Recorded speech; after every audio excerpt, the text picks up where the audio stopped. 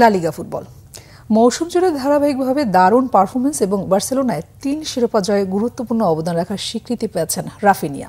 এবারে লা লিগায় সেরা ফুটবলার নির্বাচিত হয়েছেন ব্রাজিলিয়ান এই উইঙ্গার। মৌসুমের দ্বিতীয় ভাগে দুর্দান্ত পথ চলায় লা লিগা শিরোপা পুনরুদ্ধার করে বার্সেলোনা। এছাড়া রিয়াল মাদ্রিদকে হারিয়ে কোপা দেল রে ও স্প্যানিশ সুপার কাপ জেতেন কাতালান জায়ান্টরা। মৌসুমের সব প্রতিযোগিতা মিলিয়ে ৫৭ ম্যাচ খেলে ৩৪ গোল করেন রাফিনিয়া। পাশাপাশি সতীর্থদের ২৫টি গোলে রাখেন অবদানও। ২০২২ সালে ইংল্যান্ডের লিডস ইউনাইটেড থেকে বার্সেলোনায় যোগ দেওয়া রাফিনিয়া এই মৌসুমে হ্যান্সি ফ্লিকের কোচিংয়ে নিজেকে সেরা রূপে মেলে ধরেন। সম্প্রতি ২৮ বছর বয়সী এই ফরওয়ার্ডের সঙ্গে ২০২৮ সাল পর্যন্ত চুক্তির মেয়াদ বাড়িয়েছে স্প্যানিশ ক্লাবটি। লা লিগা কর্তৃপক্ষ শুক্রবার বিভিন্ন ক্যাটাগরিতে মৌসুম সেরাদের নাম ঘোষণা করে। আর অবিশ্বাস্য সব পারফরমেন্স উপহার দিয়ে আসরের সেরা অনূর্ধ্ব ২৩ ফুটবলারের পুরস্কার পেয়েছেন বার্সেলোনার তরুণ সেনসেশন লামিনে ইয়ামাল।